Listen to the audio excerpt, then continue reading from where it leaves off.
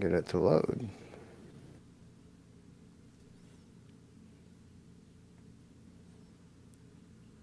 Wes, are you out there? Wes? Wes?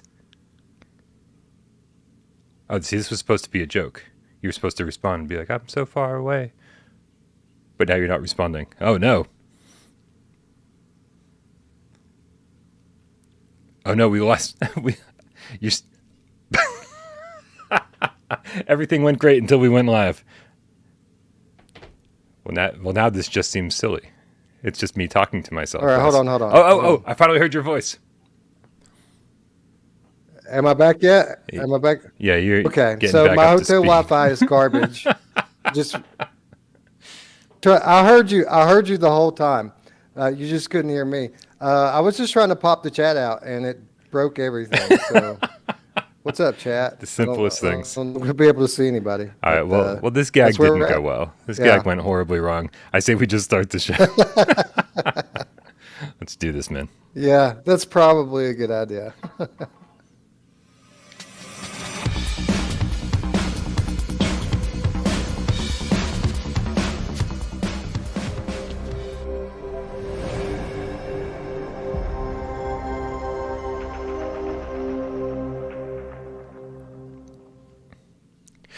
This is PSVR Gamescast Live. We film live every single Monday. I don't know, dude. I guess West Day is now Thursday and Friday.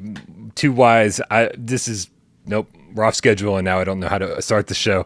Every single time we do it live, we do it for you. We do it on YouTube, 6 p.m. Eastern. Usually it's not 6 p.m. tonight, but you know that's for your viewing pleasure. If you want to view us live for your oral pleasure, we do this thing on podcast services of your choice. Yes, Spotify. That's a thing. My name is Brian Powell from this channel right here, PSVR Without Parole, in my nice, cozy apartment with good Wi-Fi. And to my right over here, on the other side of the country, is Wes Dillon from Virtual Strangers, live to us from his Vegas hotel room. You did it! I'm so excited that you're here. Dude, I flew in by the seat of my pants, literally like an hour waiting outside for Lyft to get here, running through Vegas traffic and road work, operating on new equipment, getting it all together, and just in the nick of time, it all comes together, and we're here with the Game Cats. I could not be happier. Oh, this is amazing. So you're in your hotel room right now, and you were kind of telling me throughout the course of the last day or so that all of VR YouTube, or a good chunk of VR YouTube, is there. Who's in your room? Are there people in your room right now? Are there people watching you do this? No, there are not people in the room. There are people 3 doors up in Eric's room because they know I'm down here doing this, so they're all being polite. Oh, that's nice of them. So who do you got over there? Who all did you see? Oh, see, well, I don't know who's here at the moment and who's not, but there's about to be a bunch of people here. Who did I see? Who have I seen? Well, obviously Eric and Todd from Q2C are here. They're the reason I'm here, so shout out to those guys. They're being super awesome. They're the one who set me up in this super swanky room. It was pretty cool. Nice. Shout out to those guys. Of course, Kiva and Alex from Between Reality / Up VR, they're here. Skiva in a content creator capacity. Alex working for his new job. He works for Contact CL, which is haptics gloves. We're going to go play with those tomorrow. Who else? Rendered Reality, Coffee and VR. They are both here. Just saw them today. Sadly, it's Bradley. Got to hang out with Brad a couple of times. That was super cool. Who else? Tribe Grey Wolf is here. J Brat VR is here. VR Central is here. Now I'm in the position where I'm going to forget people. Yeah, and they're gonna be like, there are people watching right now being like, "Are you fucking kidding me? I just hung out with you 30 minutes ago. Yeah. What an asshole you are." Exactly. Like, so we see how it is. The second you go in without parole, you forget about your real friends. That's 10 people at least. That is half of VR YouTube. In case you weren't sure, there are 20 VR YouTubers. Nice. We had at least 25 in the bar last night, so it was a crazy scene. Sean Turner with the $5 tip says, "Wes, tell us what you played." I think we know what you played. What did you play? Yeah, I played Horizon Call of the Mountain. It's the only demo that they have set up right now. Only VR demo. They had all kinds of PS5 demos up. There was Stray. There was Last of Us. the remake. I think even maybe some Returnal. There was a bunch of stuff going on, but I didn't pay any attention to any of that stuff because all I was focused on was the VR. You know. I mean, how could you really? Darth Vader, the game cat with the $10 tip, says, "Congrats, Wes. So happy you got to play before launch. I've heard so many good things from so many people and cannot wait to hear your impressions. We're so close." Thank you very much, Darth Vader. We can't wait to hear either. Blake Blasphadu with the $2 tip says, "Is Wes glowing? He has a youthful aura. Did you get like a cucumber peel or something? Like, did they really take care of you out there in Vegas? Get manicure?" I'm probably glowing because I need a shower really, really bad. So glistening is the answer. man, not I gotta glowing. Yeah, I don't know. I don't have a hat on. I shaved a couple days ago. I don't know, man. I've got my new merch on. Maybe that's it. Nice. Looking good. Looking sharp over there. Man, I feel like I'm the only one not rocking any merch on this show. AJ was trying to pimp his underground stuff the other day. The Fenner PSVR $2 tip says, "So hype for Wes, so ready for the juicy details," and he comes all over the place.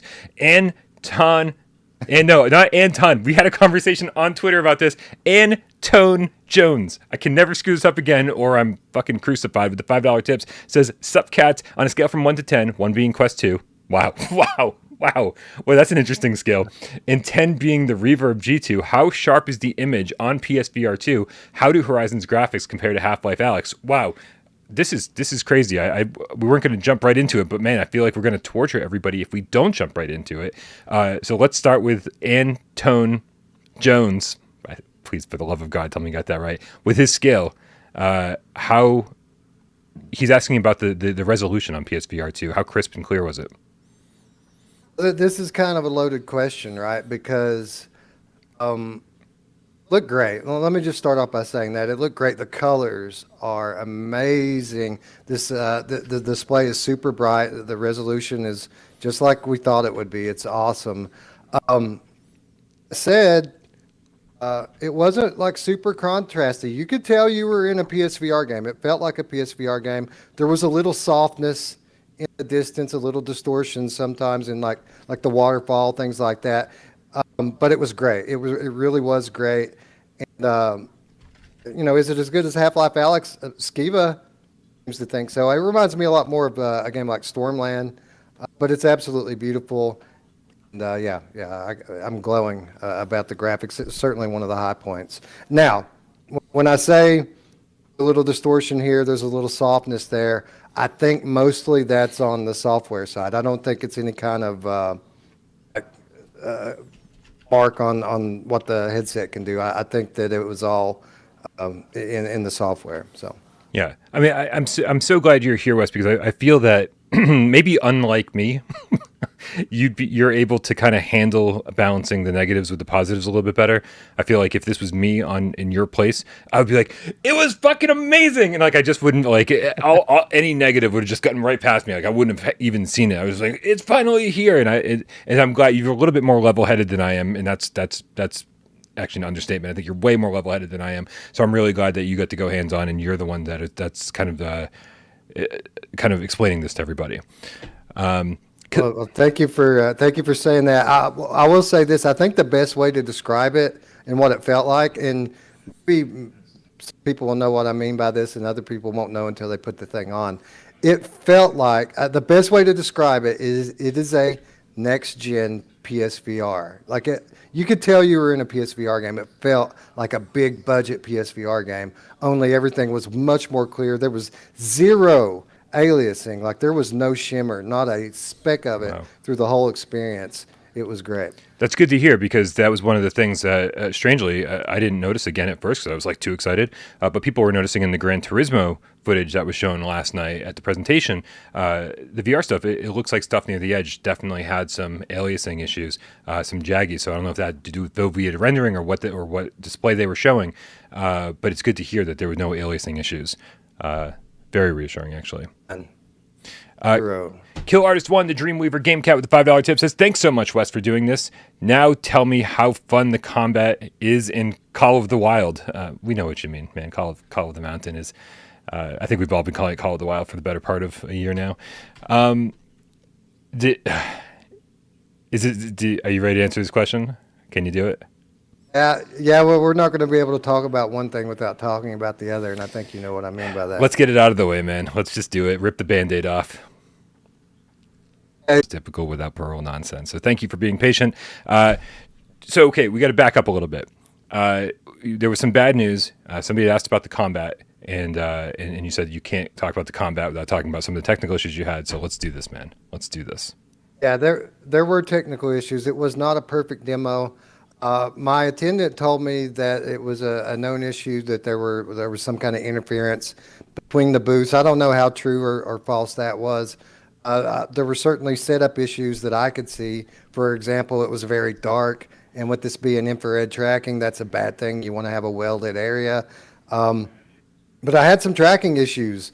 Not through the whole thing, oddly enough. When I started the demo, I tried to break the tracking, and I tried pretty hard to break the tracking, and I couldn't. It worked perfectly. I hid my hands, I occluded the controllers, everything worked great. But about halfway through the demo, maybe a little bit further in, I started to notice my hands jumping a little bit. And by the time I got to the fight, which was the end of the demo, it was just really bad. My hands were flying off and like far away from me, and you have to reach over your shoulder to get arrows. And half the time I would get an arrow, and half the time I wouldn't. And then, but toward the second half of the boss fight, like I couldn't even get an arrow. Like I kept trying, so I was just dodging and dodging and dodging without being able to attack back. So we had to restart it, which made it markedly better, but it wasn't perfect even after that. And they were very apologetic. They swore to me that when I get mine at home, it wouldn't do that. And I believe them. And the reason I believe them is because I've talked to other people who have played elsewhere. Yeah. Everyone says the tracking's perfect, just like it was for me in the beginning. So it was kind of hard to judge the combat because I was having so many issues at the time. Just say that I wasn't a big fan of wasn't the fact that you're on a rail and that you're circling the enemy. That's fine. I don't particularly care for having to grab and pull my way around. It would be better if you could use the joystick, kind of strafe, but it won't let you do that. You have to grab and pull your way around. But I mean, it worked fine. It was intuitive. Like it was easy to dodge doing that. So there were a lot of close calls or what have you. Yeah, I mean, it wasn't the best solution, but the archery was really good. And it's good and it's bad. We'll say that. Yeah. All right. So as far as the technical issues are concerned, I want to make sure that I don't want anybody to be like watching this and go, oh no, doom and gloom. Right. And so there's definitely a couple things to note. GC13, the Diet Pepsi Cat, over at Skydance says in the chat says, oh yeah, that sounds like a setup issue for sure. In what other situation are you going to have 4 PSVR 2s set up next to each other, like in a smaller area? They're really close too. Yeah. Really close. So that could certainly be part of it. No Commentary Life in the chat said another person reviewed it and they said it was a network issue with the servers being clogged. I don't know how that's They were grabbing for straws, man. Honestly, it seemed to me like it was a low battery, like because it was just on my right hand mostly. I had a little bit of trouble with my left hand, but it was mostly on my right hand, and I was moving all around the booth and turning and spinning around. And it seemed to me like if it were interfering with something, when I turned around, it would go to the other hand, but that's not what happened. It stayed on my right hand. So it seemed to me like either it was set up, it was just too dark in there, or they didn't charge their batteries all the way up. But again, it doesn't. I'm not worried about it. I don't think it's going to be an issue right. When we get ours and have it properly set up. I mean, the press event that happened a few months back, right, where it seemingly all the bigger outlets got to go in and try one PSVR 2 headset. Not a single person complained about tracking issues, and so I feel like that's more representative of the experience that we're going to have at home, fortunately. So at least there's that, and with that we can kind of move on, man. I think it's time. So let's get into your PSVR 2 Horizon experience, man. I want to know, like, walk me through it, man, from beginning to end. Like from this is your first time putting on a PSVR 2 headset. What, anything worth noting? Super comfortable. Honestly, it feels very similar to the original PSVR. The only real notable difference, it feels like maybe it's a little bit bigger in the front, and the face gasket is much more elaborate. So there's a little bit more play, it feels like, with how close you get it to your eyes. But it was really comfortable, and after you had it on, it pretty much felt like you were wearing a PSVR. Then you go to kind of the room setup, and they kind of insisted on doing that part for me. They insisted on doing a lot of stuff for me because treating me like a noob who'd never played VR before, even though I insisted, hey, like I play VR every day. They made me take some comfort settings. They wouldn't allow me to like I had to take some vignetting, and they wouldn't let me put smooth turns on. Wow. I had to play with snap turns. Did they make you walk around Goran style? Yes, What? yes, I had to do the arm swinging locomotion. That's right. Which we know is optional, but they made you do it. Okay. And what really pissed me off about it was I talked to other people, my friends that were there doing it with me, and they were in other booths, and those guys let them just set it up how they want and play however they wanted. So my guy was just super anal about it, I guess. All right. Well, shout out to Kinda sucked, super anal CES guy. Steve, Oh, Steve. Steve. Hey, Steve. For what it's worth, Steve was really cool, and he told me to come back tomorrow and find him, and that's what I'm going to do. Nice, nice. Maybe you'll get a proper experience this time. Maybe you'll get to turn all the settings off. Maybe you'll get to not have tracking issues. This is very exciting. AJ wants you to tell him about the hole that they popped in to the face mask, the vent. I don't know. I mean, The revolutionary ventilation. did it feel? I mean, did it feel any less warm in there? I mean, I can't imagine it did. There were no lens fogging issues. Oh, good. I didn't have to pull the thing out and let the lenses come back. So I guess it works. Nice. Let me just make sure we get a couple tips before we get too far away from him. Awesome Tatum with the $5 tip says, Wes, our not so secret agent, man. Thanks for getting after it. Have a drink on me. Ooh, nice. Eric QTC, VR gamer. Q2C. Did I say TC? $5 tip says, so happy for all the cats with what's coming. It's going to be a killer year. Thank you very much, Eric. Sean Turner with the $2 tip says, haptics add any value to the experience? Yeah, man, start walking us through it. What was the first thing you saw when you went in? I'm assuming that it was already in game. It wasn't like they started the game up from some UI or whatever. You put the headset on, you're already. What do you see? Oh no, they do the room setup, and then you have to calibrate the eye tracking actually. Oh. And the eye tracking was frigging incredible. It was really impressive. Zero latency and 100% perfect tracking. And so after you do the eye tracking calibration and IPD, you have to set the IPD as well, which is cool because it brings up like this little visual thing of your eyes and then the lenses, and it kind of just move. You can visually see where your eyes are versus the lenses on the screen. So you can tell by just looking at the screen when you have it lined up correctly, and it never even tells you what your IPD number is. It just, you can see it's lined up and you hit OK. But after that, they started up the game. And honestly, there was like 6 demos on the menu screen, and they made us do full demo, which was kind of funny because it wasn't the full demo, because I could see like the boss fight and some other stuff on there that they didn't let us do. But well, let's just talk about the menu screen for a minute. Completely automated by eye tracking. You just look at what you want to select and hit X. Again, super quick and works perfectly. Was very, very impressive. And then, after you click start demo, we're in the boat scene that everyone has seen 100 times by now.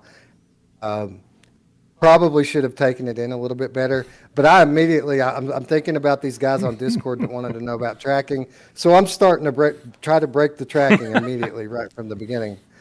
What I did notice right from the beginning, which was cool, is that it is next gen VR. And what I mean by that, from a software standpoint, your hands don't pass through anything.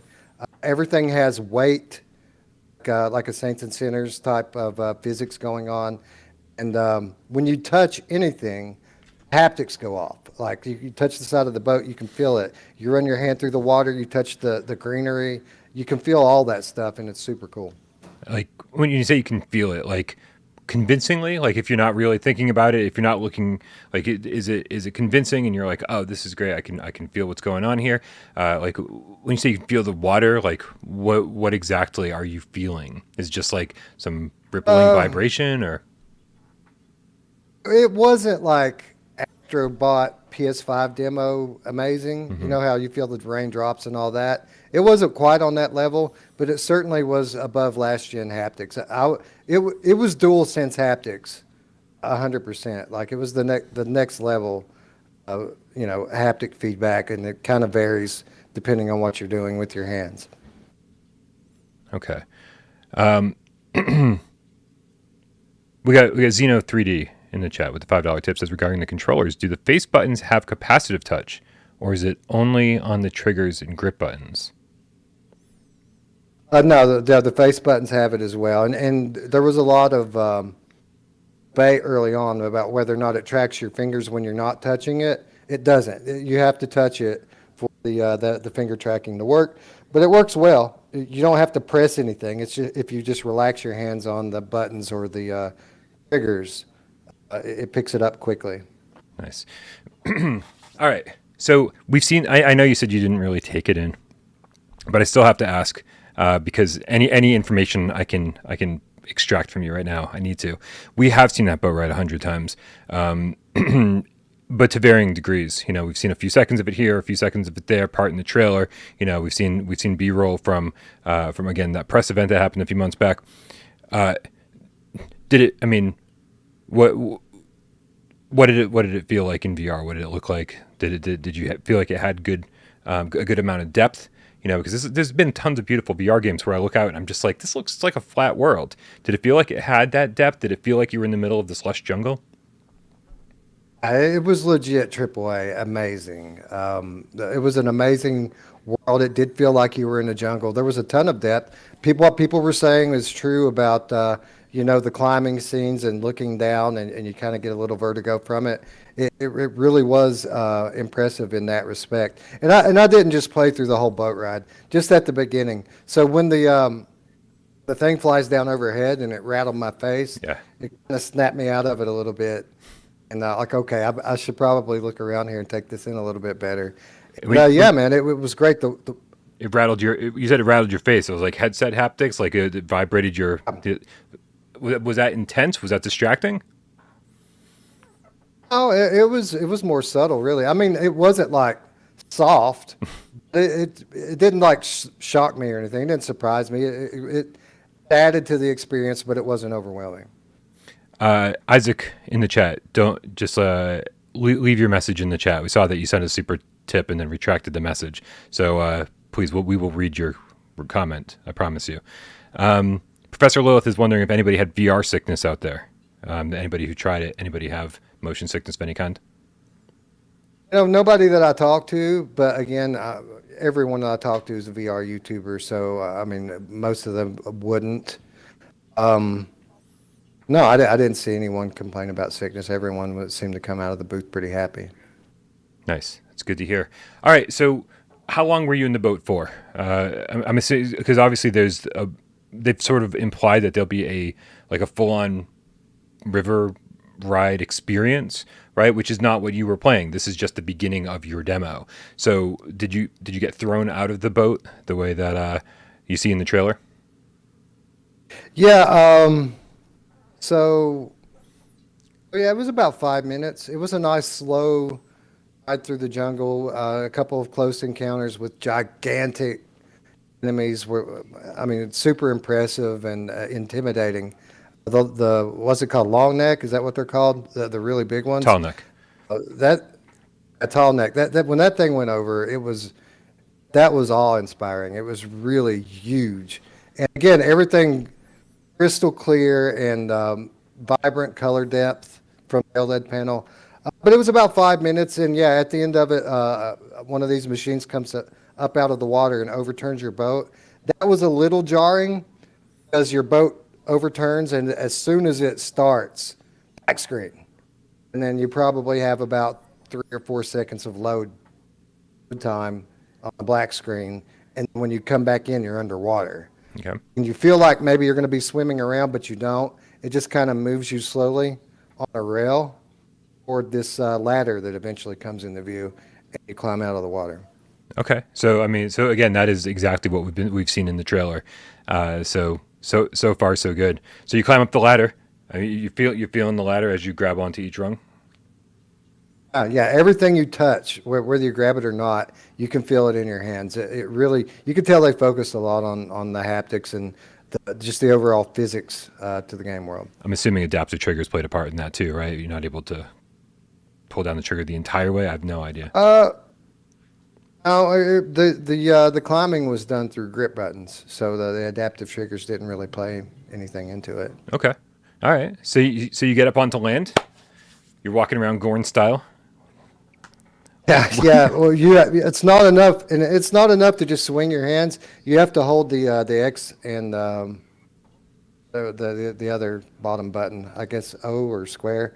You gotta hold the bottom buttons in, and swing your arms to walk forward. You make it about halfway across the pier, and there's a guy, one of your companions from the boat, hanging on the side, and he reaches out so that you can kind of lift him up and save him from falling in the water. And as soon as you do that, the machine comes back and just kind of takes him away, and takes about half of the. Oh, wait a minute! No, I'm getting ahead of myself. So that guy gets basically washed away, taken with an enemy, presumed dead. We don't know what happened to him. He gets taken away. But you make your way down to the end of the pier, bridge, or whatever it is, and you have another enemy. And this is where they're teaching you how to dodge or jump backwards to step back. So you swing your arms to walk forward. To move backwards, you kind of have to push yourself back. Okay. And so an enemy comes out and takes a swing at you. You dodge, and then it takes out the end of the bridge, and that's when you have to start climbing. Okay. Yeah, this is, dude. I really hope you get to play this with like normal controls tomorrow because this does sound I'm kind going of to insist on it. yeah. It sounds. We're a going little to go bit back to tedious. Steve. We're going to go back to Steve and make him let us do what we want tomorrow. Like Steve, everyone else got to play the normal way. This is ridiculous. So, how much did you get to do like exploration? Like, what exactly were you able to do from this point? I'm assuming this is where they start giving you a little bit more freedom, and they just go, okay, go ahead, now do your thing. Yeah, I was kind of surprised because you know me, I'm very slow, and I digest these games, every inch of them. And I was a bit concerned like they might make me stop doing it because I'm taking so long and everyone has appointments and so on and so forth. But they were really cool about it, and they let me look around. And there are secrets. There are secrets to find. I don't know if I should spoil those here, but there are a couple secret areas that if you're looking, you'll find that there are collectibles to find. The first part of the demo was a little bit barren. There wasn't a whole lot of stuff to interact with. Some barrels that you can take the lids off, stuff like that. But the second half of the demo, there's a lot more items, musical instruments. There's like a paintbrush with a bunch of different ink that you can draw on a cave wall with. There was a lock and key at a point. A lot of fruit. You eat apples to regenerate your health. You find those in a couple of spots. So yeah, there's a lot of stuff to interact with throughout the second half of the demo, and we played around with all that stuff. Nice. That sounds good. And of course, the developers have been talking about, if you beeline the game, it's like a 7-hour game or 8 hour. Did anybody there? Was anybody there talking about that kind of stuff, like the length of the game or whatever? Because again, it sounds like all the stuff that you were doing, like exploring and finding collectibles and painting on cave walls and whatever else, this all sounds very optional, and this sounds like the stuff you would be doing if you weren't beelining the game. But was anyone there actually representing Guerrilla, or was it just like Sony people being like just making sure that you're playing VR correctly? There were no experts on hand. There were people who knew whose job it was to set people up and get them through the demo and kind of help them out. I mean, they had a good base knowledge of the game, but again, there were no experts. I was asking questions about the settings and things, and they didn't really know the answers to my questions. So yeah, no developers there. Well, it's saw some developers on the floor away from the Sony booth, but nobody from Gorilla. I saw there was a dude from Alchemy Labs there. I saw Jason from Rhythm of the Universe. He showed up at the bar last night. So I've met a few people, but nobody at the Sony booth. Gotcha. All right, man. So then this is I'm assuming this is when we get into some of the problems with the tracking that you had when you finally do some combat. And I mean, were you able to complete this area? Were you able to complete the fight? Even you said at one point you had to reset the demo, right, because of the problems you were having. So during the second time, yeah.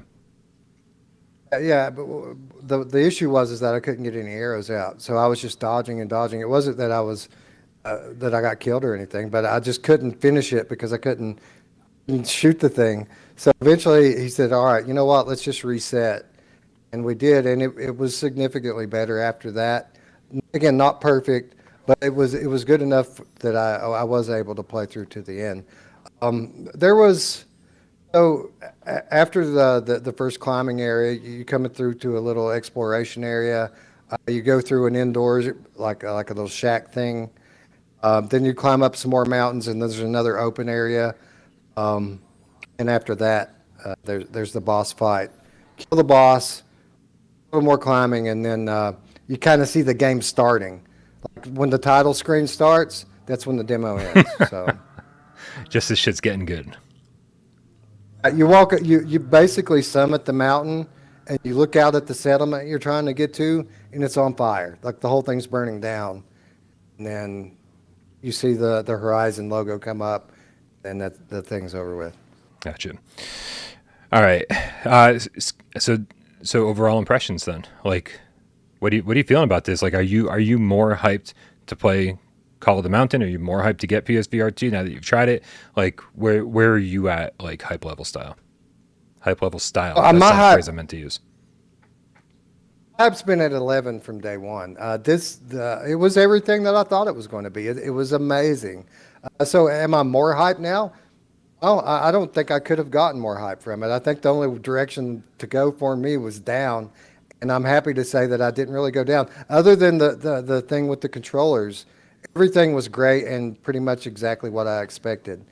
Again, it's not the end all be all. It is very much a next gen headset though, and better than anything else that's out right now. All right. I think we should head over to Discord, man, because a lot of people were asking you questions in the Ask Wes channel. I'm did not prepare for this though, so I'm kind of reading through them right now, trying to find them on my phone. To scroll up through all my pictures of beer and games and beer and games. Yeah, totally. Scrolling up, there's definitely some beer here.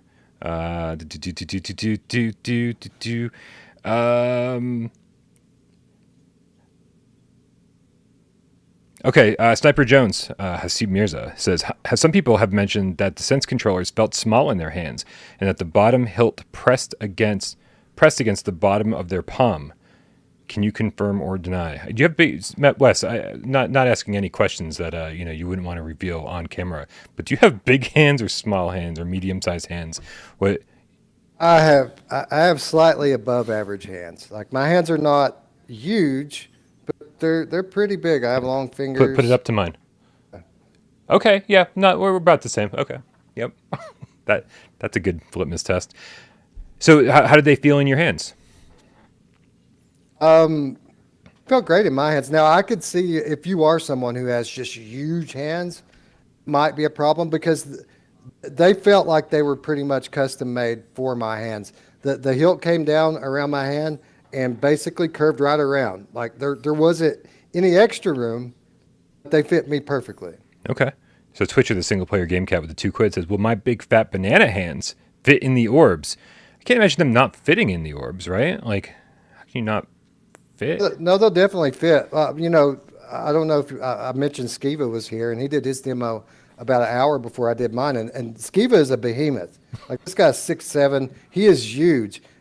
I didn't ask him specifically about the controllers, but Skiva was blown away. Like he had not a bad word to say about the thing, other, of course, than the things we've already talked about. But Skiba said that it looked better than Half-Life Alex, that it was great. Pretty much everybody, even Brad, is saying that, I haven't watched this video yet, but I saw the headline, SVR2, a new standard for gaming. I think that's a very safe thing to say. Nice. Nicula, now obviously knowing what we've already talked about, says, I want to know about the tracking range of the controllers. When do they get out of the cameras, and what happens of the camera's range, and what happens when they do? He's asking particularly about pulling back on a bowstring and throwing. You said you were when things were still working for you properly at the beginning of the demo, and you were like, I'm going to try to break the tracking right now. What kind of things were you doing in the boat ride instead of enjoying the view? I was basically just knocking. When I was in the boat, that's when I discovered that my hands wouldn't pass through anything, and that the haptics were really cool. And I was just basically touching the sides of the boat and the floor of the boat. I didn't run my hands through the water or anything like a lot of people did. It didn't occur to me to do that. I didn't play around in the boat too much, other than just testing out the tracking. But to answer the question, Yeah. I couldn't lose. I thought for a moment that the tracking had gotten lost, because when I brought them down to my waist and a little behind me and brought them back up, it seemed like my left controller popped in a bit. Then I found out a second later, it was just I had caught my hand on the boat coming back up. Yeah. Basically, I couldn't make it lose tracking. Like every time it's in my field of view, it was exactly there. And I held it behind my back for a second or two, and then, brought them back, and they were always right there. I never noticed them popping in or out when I was trying to break them at the beginning. So the tracking range is really good on it. I didn't notice them being out of place at all when I tested it. Okay, good to hear. Man, there are quite a few good questions here. Pepio Kojima asks, I'm interested in the build quality of the Sense controllers, and if they use the same material that is used for the DualSense. That and the weight, obviously. We've always talked about the Move controllers having this heft, being really good for your favorite game, Beat Saber. Are they super lightweight, or what do they feel like they'll break if you bash them together accidentally while you're playing? No, they feel like the Sense controller feels like they're very very well made and high quality, just as you would expect them to be. Excellent. Waleed in the chat now, GameCat, specifically a White Tiger with Canadian $2 tip, says, is it 4K? And did you notice foveated low res sides? I'm assuming in your peripheral view. Did you notice the foveated? Okay. So we need to clarify that the 4K is with eyes combined. So it's a 2K headset. It's 2K per eye. A lot of marketing speak, and I'm guilty of this as well. Calls it 4K because technically together it is, but it's 2K, just like a HP Reverb G2 or some of the other high-end PC headsets. But it's on their level in terms of clarity and resolution. Where it excels, again, is in colors and black levels, that sort of thing. Definitely above all of the LCD headsets that we've gotten over the last few years. What was the other part of the question? I forgot. There was another part. I was wondering if they, I guess if in the Horizon demo, I'm assuming that they were using eye tracking and foveated rendering in order to render the image. Did you notice the softness on the edge on your peripheral vision from the foveated rendering? Only on 2 occasions, and it's very difficult to do it. But if you move your head quickly and then look out of the corner of your eye, you can see it catch up a little bit. Oh, really? It's very fast, and you really pretty much have to be looking for it.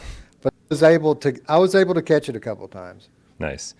I mean, not nice, but I mean, it's good that you were on the lookout for it because, like you said, you're trying to test the limits of this thing. It's very subtle. When I say it's there, barely, even when I saw it, you could barely tell. It's not like the heavy foveated rendering that we saw on PSVR 1 or even Quest, where it's super blurry. Like it's on the very fringes of your vision. It's just a little less clear. So if there's any kind of like heavy foveated rendering going on, I never noticed any of that. Just a little bit at the very edges, and it's very, very slight. Most people aren't going to be able to catch it. I'm quite confident. I was just moving around a lot and was looking for it, so I thought.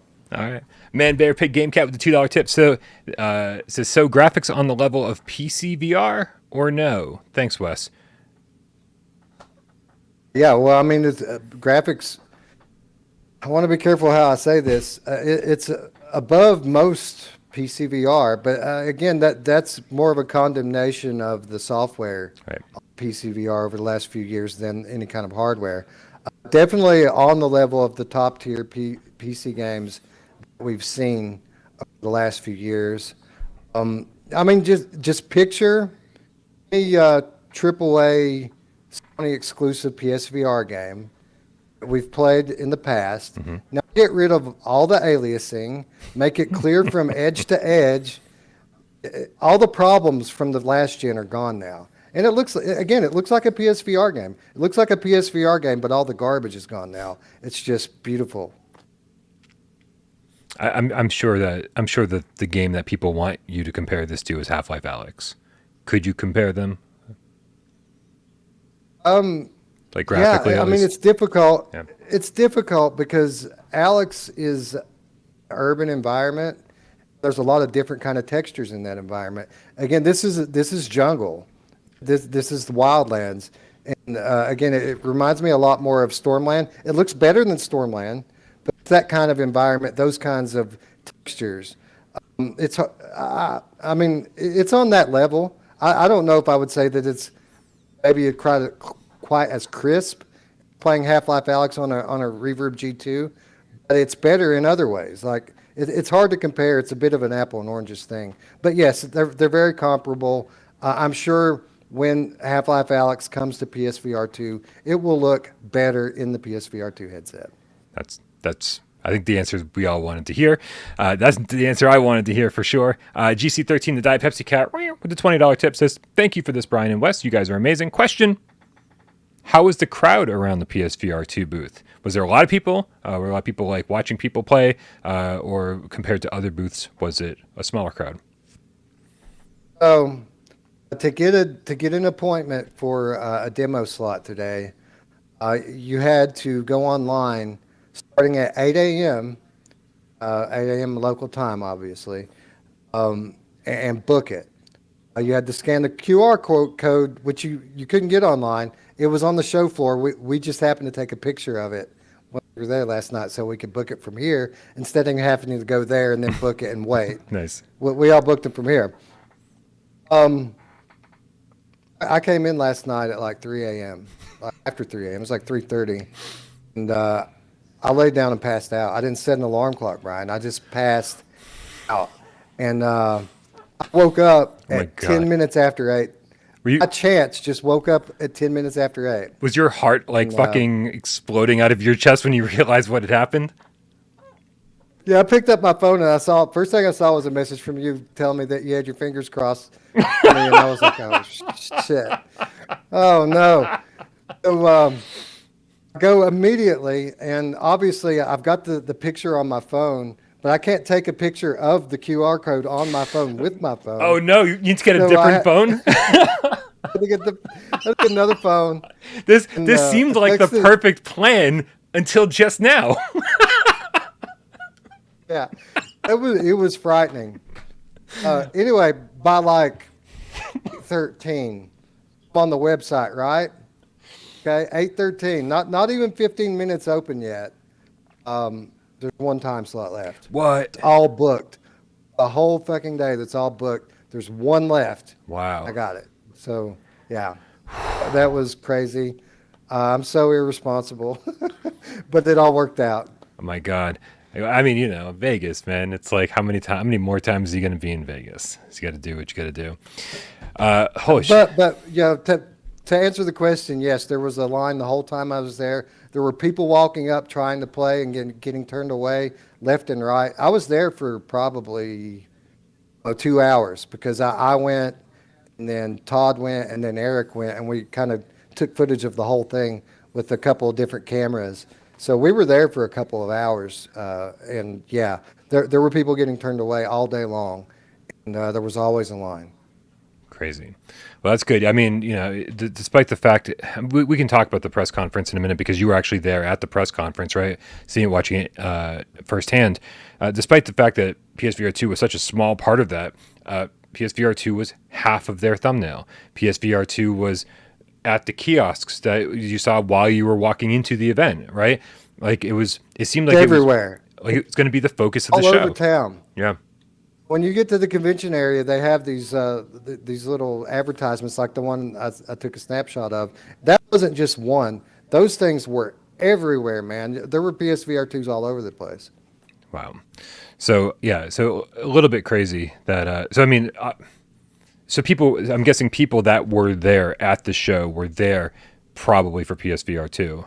I mean, because you were talking about the other PlayStation games like being Stray and like Returnal. It's like, well, what's exciting about that? We've already played those games. We all own those games.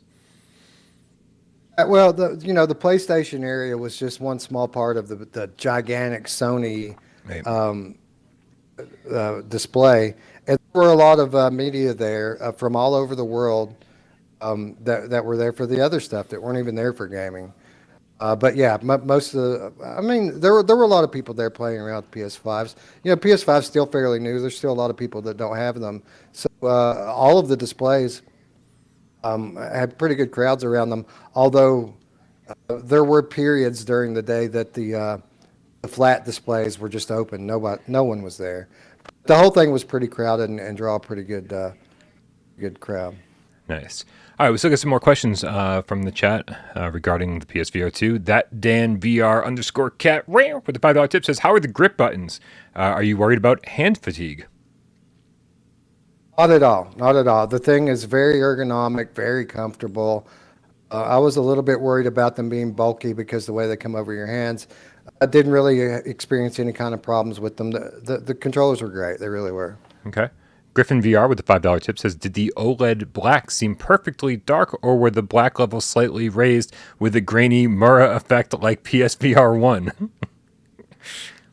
Well, I did look for Mura because someone in the Discord asked me to. And there is Mura. It is definitely there, but it is nowhere near the level of PSVR 1. The resolution of the display is so high that the Mura, when you can see it, which isn't all the time, you have to look for it. It's very fine.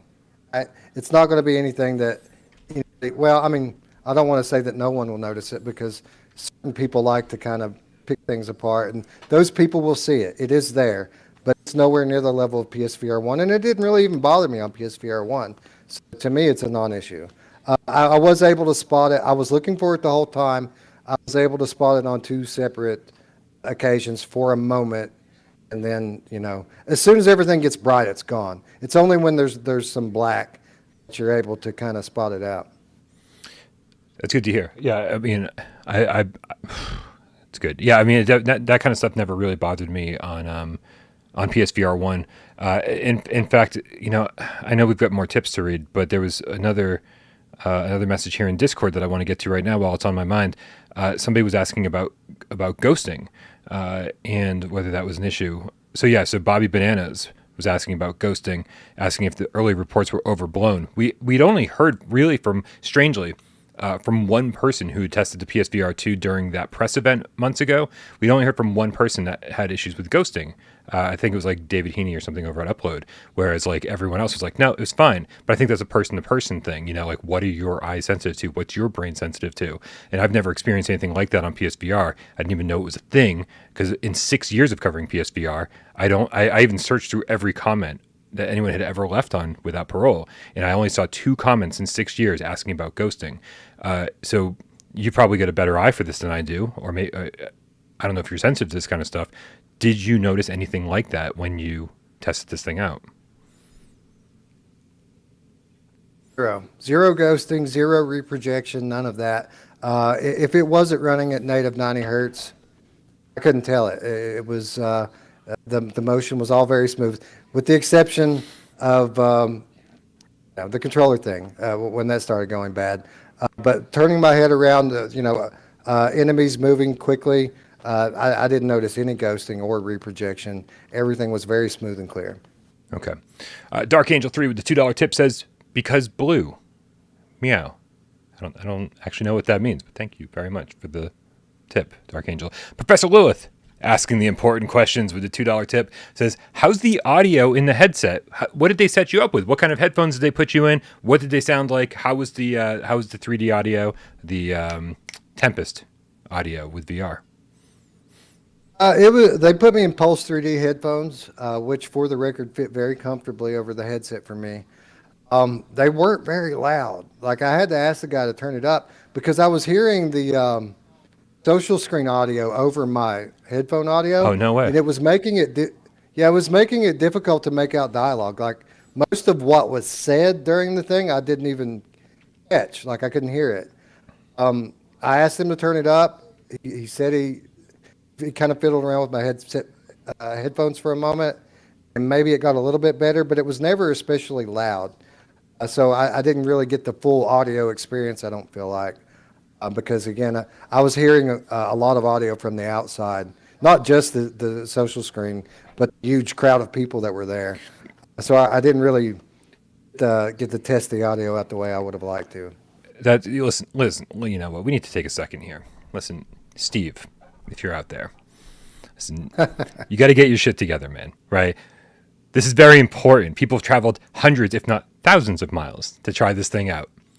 Your station seems like a fucking disaster. Get that shit up and running. Make it work tomorrow. We need to give Wes the proper test. We need that shit to be blasting. If you can hear the social screen in the crowd over the headphones, something has gone horribly wrong. Come on, Steve. We have faith in you. Sony has trained you better than this. Do your shit. All right. Enough of that. Oh, if to be fair, if Steve would just let me go into the settings, I could turn it up. I could set it up perfectly. And if they had lights in the booths, but the lights were pointed at the walls because there was art on the walls, like Horizon art. Like you stand in the middle of the booth and you're in the dark, but the walls are all lit up. It's so backwards from what you would want for optimal tracking. It was really funny. Damn. Rick with the $5 tip says, did the field of view feel any bigger than PSVR 1? Was it comparable to Valve Index? As we know, the PSVR 1 is, 100 degrees? This is supposed to be 110, roughly. We know that there are variables here. Did it feel like your peripheral vision was taken up with 10 degrees more action? It was very comparable to PSVR 1. It was probably a little bit better. I don't doubt that extra 10 degrees was there. Obviously, when you get used to playing in things like Quest, even switching to a PSVR 1 is a noticeable jump in field of view. But I wouldn't say that this is like tremendously more than the original PSVR. It felt very comparable. It was a nice wide field of view, both vertically and horizontally. But you staring straight ahead, you can see the sides of the thing. It's not Pimax or anything like super wide. But yeah, it was nice. Excellent.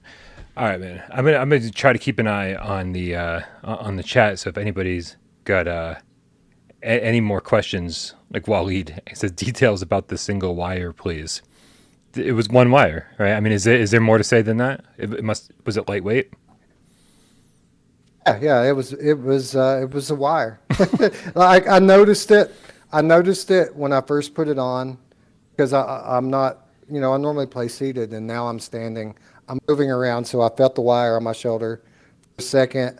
But after the demo started, I didn't even think about the wire anymore. Like I didn't notice it. I didn't think about it. It's like having a standalone headset on. And I was walking around in the space, turning physically. You'll all see this, by the way, eventually. I've got footage of the whole thing. I was moving around quite a bit, and the wire I never even noticed, except for when I first put it on and we were doing the setup. Okay, good to know. All right, man. Let's take a broader broader approach to this whole thing. You flew into Vegas, and we were obviously there for the Sony CES press conference. You wanted to go hands on with PSVR 2. The press conference, as we've already said, was not super focused on PSVR 2. What was it was hard to tell from my perspective watching with AJ. I couldn't hear the crowd over AJ because AJ was more excited than anybody in your crowd. I'll tell you that when they talked about PSVR 2. Was there any noticeable difference when they switched gears and went to PSVR 2? Did the crowd like sit up, or were you with your VR peeps? Like, what was the crowd's engagement as far as this was all concerned?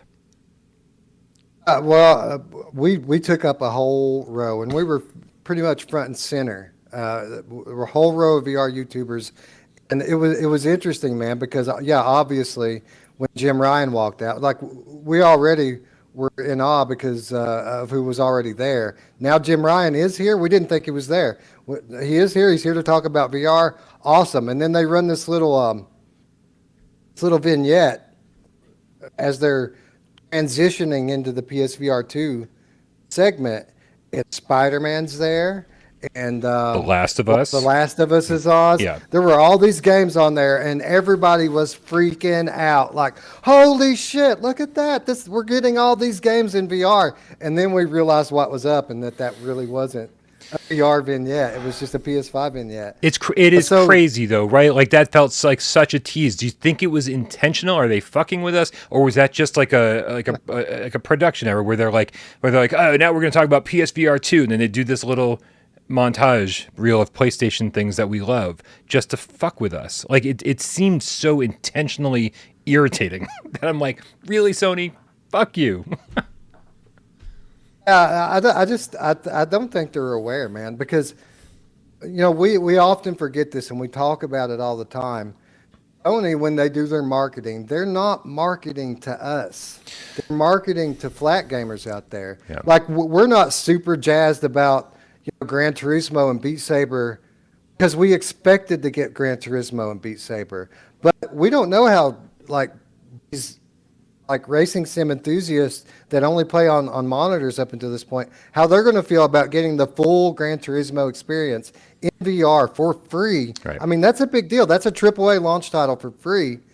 And, while yes, it's disappointing to some of us because of the way we set our expectations, Sony just shows us time and time again that they aren't marketing to us. They don't have to market to us. We're going to buy it anyway.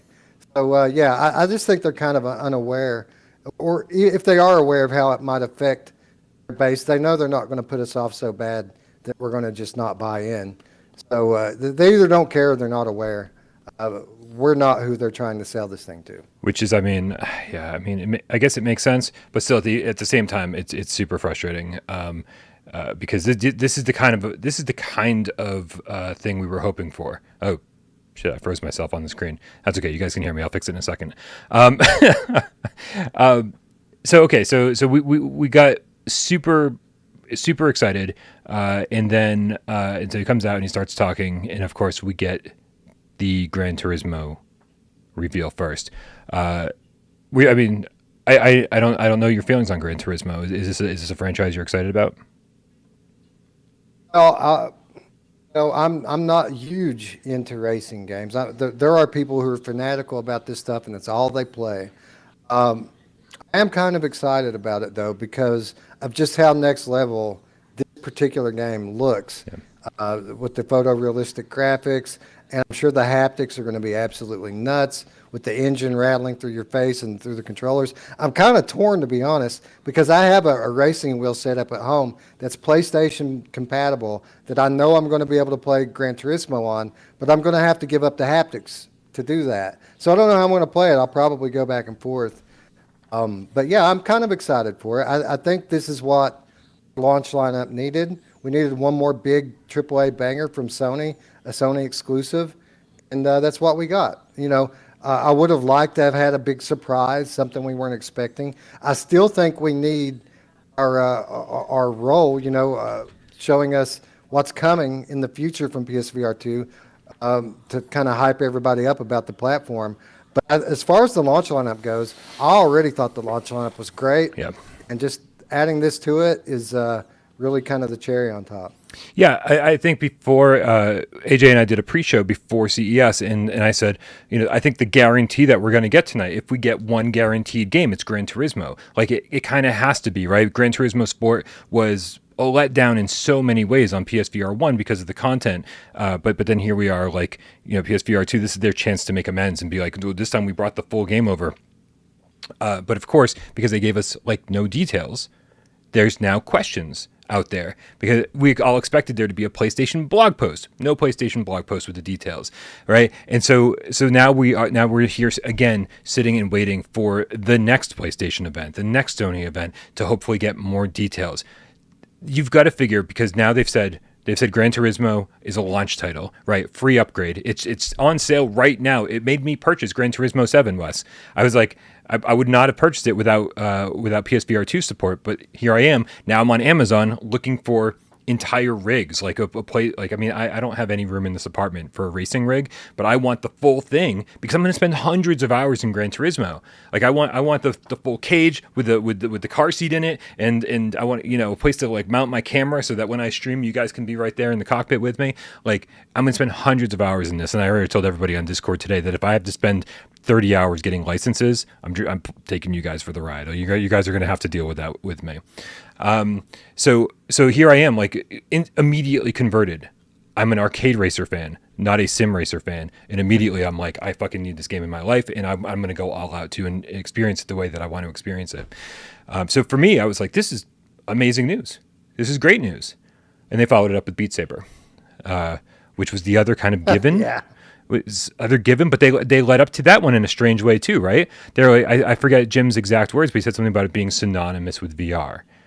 And so it's like, or I forget it, whatever he said, it made me think that they're about to announce Half-Life Alyx. Was that the impression you got too? That's exactly what I was thinking. Like, oh, they really are going to announce Half-Life Alyx here. And this just goes back to conversations we've had previously about, what will sell headsets versus what won't. Well, he's right. When you go ask Joe Flatgamer about VR, most of them aren't going to be asking about Half-Life Alyx. Everyone knows Beat Saber. Everyone. So it's just kind of us being ourselves in our little VR bubble over here, thinking that he's talking about Half-Life Alyx when that's more of a VR thing or a hardcore gamer thing, or the kind of mainstream thing is Beat Saber. So it makes sense the way that he announced it. You're right. When he said that, I totally thought it was going to be Half-Life Alyx. Yeah. So and then of course he said Beat Saber's in development for PSVR 2. Like, listen, I'm not a game developer. I'm not the guy that's going to sit here and be like, oh, this should only take like a week to port. I have no idea how long it takes to port games. No idea. Although I talked to enough developers to know that this is not going to be like a 3-year dev cycle, right? It feels like they're just trying to stretch this shit out, right? And try to get as much mileage out of these announcements as possible. Saying, hey, we announced them this time, but we didn't really tell you anything. So now they get to say during their next event, here's all the details of Gran Turismo that you wanted to hear. And yes, it is the full game. And here's Beat Saber. And yes, it is a launch title. And no, there won't be an upgrade fee. Does this all make you think that there will be another event leading up to PSVR 2? There's got to be, right? We this can't be the last PSVR 2 thing we see before February 22nd. I think we might be done. I think maybe we'll get a blog post right before the thing goes live. Dude, we're here. It's time for the thing to launch. This was the last stage, man. If they had more that they wanted to show to try to sell people, they would have done it here. The whole world is watching here and now. I don't know why they would wait 3 or 4 weeks and do something somewhere else. It doesn't make any sense. I think we're done. I think this is it. It is what it is. Hopefully they show us more about what's coming down the line. Hopefully in a blog post before the thing launches. What about a state of play? Like, I know we're talking stage events kind of, but like a state of play where they just string together some trailers and a little bit of voiceovers. Not you don't think so? I'd love it. I'm not confident at this point. How long have we been doing this, Brian? A year. How long have A we year and been a half. waiting on this? Yeah. Yeah. Yeah, I think that ship has sailed. I'm going to not expect it. So if it does happen, I'll be happy. I don't want to set false expectations for myself yet again and be disappointed yet again. So Oh, no, man. I think this is it. I think what we got is what we're getting. Yeah, I mean, like, I guess my optimism or my faith, my very misguided faith in Sony, I think we can all agree on that at this point. I think it won't be completely shattered until the PSVR 2 shows up from like Amazon or from Sony and says, and I'm like, oh, it's launch day. There's nothing on the PlayStation blog, no state of play. Oh, this is it. Okay, cool. Okay, that will be the day that I finally Nobody's gonna cave. care. I finally cave and go, all right, I guess we're not getting a state of play.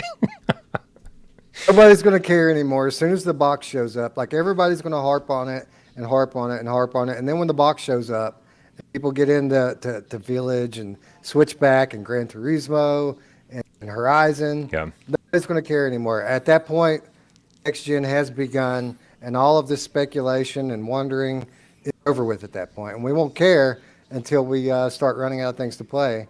Hopefully that doesn't happen. Hopefully we won't run out of things to play. Waleed is now a game cap.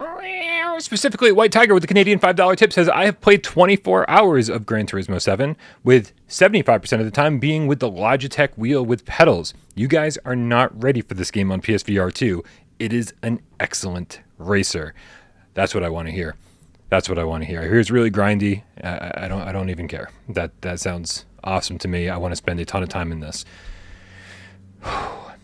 You don't pay the $300 for the Logitech setup. It goes on sale. You can get it for closer to $2 if you watch. Nice, good to know. Yeah, I'm gonna be keeping a lot. good eye out over the next month and a half. I'm in no rush to get a racing setup because there's gonna be so much other stuff to cover at launch. I can certainly do Gran Turismo in small bits leading up to a review. But yeah, I'm gonna be keeping my eye on that.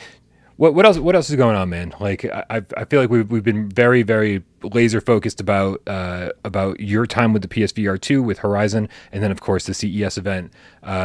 Any other stories from Vegas you want to share with us? I want to kind of open it up a little bit. Man, it's just been a 3 days of going to town and shaking hands and meeting all people. It's really weird, man, because we have this large community. A lot of people I interact with online, a lot of people that I haven't interacted with online a lot, but it feels like we all know each other through our content, through our interactions online. It's like one big happy family. So pretty much it's been all hugs and beers since I got here.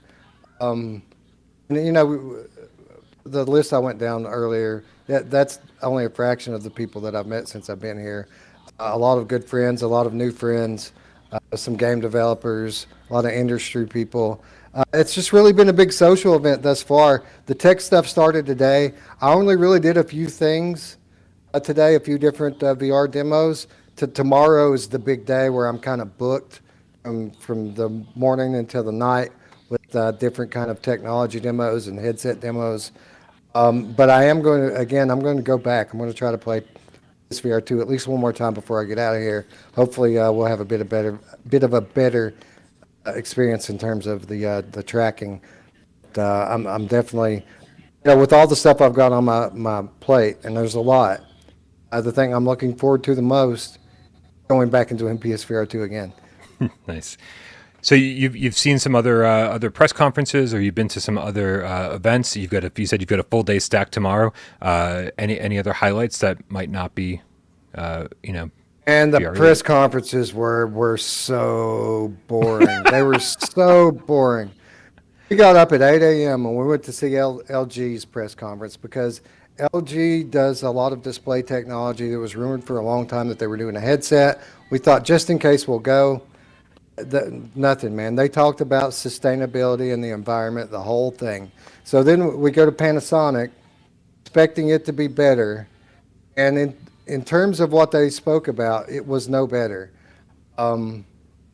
What was cool about the Panasonic was it was hosted by Cal Penn. I don't know if you know who that is. Sure. But it's an actor. He was the host of that one, so it was kind of cool to see him.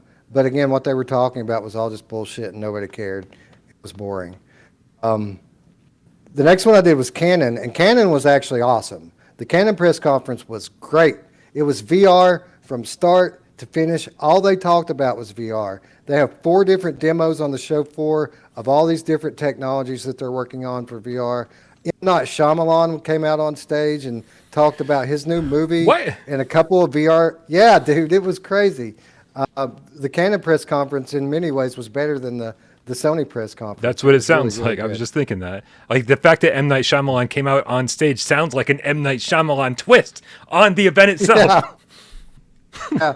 No, there's 2 demos here, man. There's 2 VR demos at the Canon booth in a Canon headset that puts you inside of M. Night Shyamalan's new movie that's about to come out next month. It's really awesome. That would excite me more if Old wasn't like the worst movie I'd ever seen in my life. Well, this is a horror movie that puts you in a cabin in the woods defending from bad stuff outside. Oh, I think I saw a trailer for a Cabin in the Woods movie. I forget the exact name. Something about Cabin in the Woods. Right. Right. And I was like, I had no idea it was M. Night. So I don't know. He's hit or miss, but when he hits hard. So you've got an experience that puts you in that cabin, defending, barricading the door with virtual furniture. It's like a little VR game. And there's another experience that puts you in the director's chair, and I don't know what all that entails, but it's cool. It's cool that a company that's pretty much known for cameras didn't talk about cameras. They just talked about VR the whole time. That's cool, man. That's very cool. Did not expect that at all. What have you got lined up for tomorrow? What events are you going to see? I mean, outside of PSVR God, again. man, I don't even know. Some of the big things that we're looking at before we leave, the new HTC Vive headset that got announced last week or the week before, the $1,000 standalone that they're coming out with. We've got demos booked for that. We've actually got a couple of appointments. There's a bunch of games that they're demoing. They're demoing the new mixed reality version of Yuki. I don't know if we're going to get in for that one or not. I know we have an appointment to play a standalone version of Hubris on the headset. I'm very excited about that. Okay. So that's probably one of the big ones. We've got appointments to do Pimax demos. Pimax has a couple of new headsets out or getting ready to come out. We're going to try that stuff out. Tons of haptic gloves, these sorts of things. I think we're going to do the OWO bodysuit, which is, I want to call it a haptic suit, but it's not. It's actually a shirt that you put on that has electrodes on it, and it shocks you. Like you go in the VR game, and if something hits you, you get a little jolt, and that's how you kind of makes you feel the game or whatever. I don't know, man. We just have tons and tons and tons of these demos of all these different technology. I tried on like a $80,000 pair of haptic gloves today, right before I came to the hotel here, which was pretty cool. It was a pretty cool demo too. What did I did. I mean, what do $80,000 haptic gloves feel like? Well, it felt very heavy because they put this big backpack on you. Like it's driven by an air compressor, right? So they give you these gloves. They have force feedback, right? So when you pick something up, it won't let you close your hand all the way. Then you feel it by that kind of pump air into the gloves, but it isn't like a balloon. It's like there's tons of these little pinprick sized balloons, like little tiny miniature balloons, all over the palm of your hand and your fingertips. So there's like close to 100 points of contact for you to feel the things that you're picking up. It was pretty cool. You could tell it is what it was, but I feel like if they were to use something like that in conjunction with a AAA level experience, it could trick you a little bit. Like it was a pretty cool demo. I did another demo this morning of like a VR smell thing. So that you put the headset on, there's a thing on the bottom of the headset that generates smell to the experiences you're in, and that actually worked very well. I was really impressed with the smells. It didn't smell like perfume; it smelled real. Like it was one that was like a campfire, and you could smell it as soon as you load into it. But like when you lean into the smoke, it gets really strong, and there's no latency. Like as soon as you pull back, it's like it really worked very well, and everything smelled the way it would smell in the real world. So I was actually very impressed with that. Nice. Yeah, that's. I always said that smell is not something I need in VR, but I guess like no. It would be an interesting demo to try. I'd love to try a tech demo, but I just feel like that's not. I don't know. I don't know how much more immersion I need. I definitely don't need $80,000 haptic gloves to Yeah. play a VR game. That's for sure. All this stuff right now is, if there's a product for it, it's not aimed at consumers. This is all stuff that's aimed at enterprise and education, these sorts of applications. But the demos are all games, which is funny. I did see somebody in the in the chat asking about what's happening on Virtual Strangers this week. Are you doing anything from the hotel room? Are you doing? We need to plug your channel real fast. If you guys don't subscribe to Wes already, over at Virtual Strangers is a link in the description below, and to make sure you join his channel where the content is never ending and it shows up at all hours of the night. Hey, look at this! We're almost on Virtual Strangers time right now. Right. Are there any plans to get some of your own PSVR 2 content up on the channel? You guys going to be doing a podcast or anything? I don't know if we're going to be going live from here. We might if I have time, but there are no plans of it at the moment. I will have content up, not just about PSVR 2, but of a lot of other stuff. I don't have the laptop that I brought with me is not capable of editing video. So all this footage that I have on my camera, I can't really do anything with it till I get home. But we're definitely going to have content from CES coming up. The big thing that's going on Virtual Strangers, not this Sunday when I get home, but 1 week later, the following Sunday, we're doing the 2022 show, which are our year-end awards. It's big giveaways. It's kind of the show we've been preparing for 2 months. So as soon as I get out of Vegas mode, I'm going straight into getting ready for the 2022 show, and we have a great show lined up. So that's kind of what's coming next over there. Am I on that show? Yeah, I think you are. If we can make it happen, the scheduling. Yeah. I definitely would like to have you on there to do the PSVR stuff. I'll be around this week, man, for sure. For sure. Face of 1,000 Faces give us $2 tip. I don't know if you meant to say something along with that, but if you put a message in quickly, we'll get it read. Man, I got to say, I think I speak for all of us here, man. All the cats out there. Thank you so much for making this trip. I know that it was something you wanted to do anyway, but we really appreciate having somebody at the show, on the show for trying PSVR 2. It's great hearing other people from other outlets, from other media sources, but I think we trust each other more than we trust anyone else. And so knowing that, knowing what you're all about, it was great having somebody who has 1 foot in Without Parole and 1 foot in Virtual Strangers, representing us at the show, and also being able to give us the information firsthand. It really, to me, it means a whole lot. So thank you from not just me, but of course all the cats. You see all the cats in the chat right now. Tons and tons of thank yous from everybody out there. Thank all of you. This is a dream for me. You don't have to thank me. Thank all of you, because it's because of all of you that I'm able to be here and do this. So it's a dream. I'm having a blast. Thank you, Brian. Thank you, cats. You're all amazing. And yeah, I'm glad I could do it, and hopefully it becomes a thing. Hopefully we'll be back next year.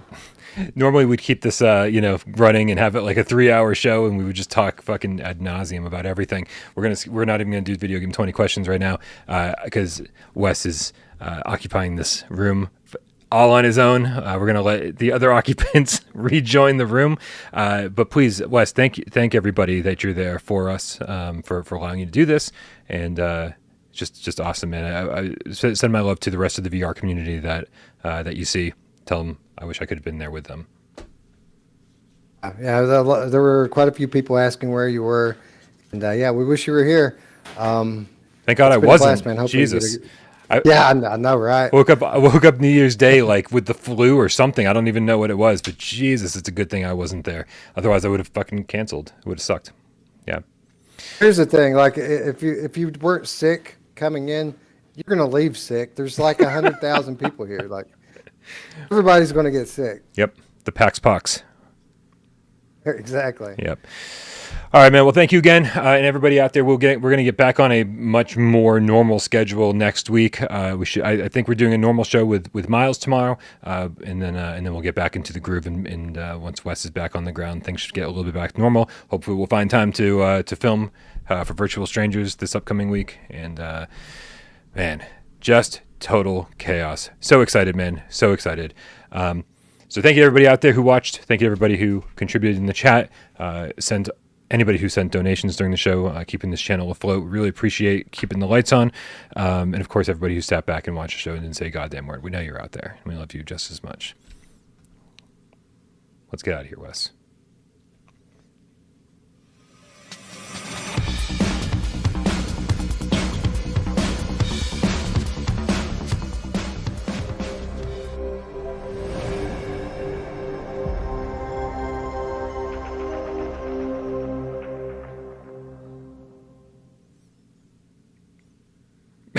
Nick Mueller in the chat says, good job on getting sick before you went, Wes. Get that immunity going. Yeah, man, you got COVID at the perfect time, didn't you?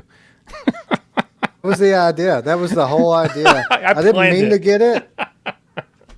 I didn't mean to get it, but I put myself at risk at the perfect time, and it worked out. I might get sick while I'm here, but I'm pretty sure I won't have COVID when I get back.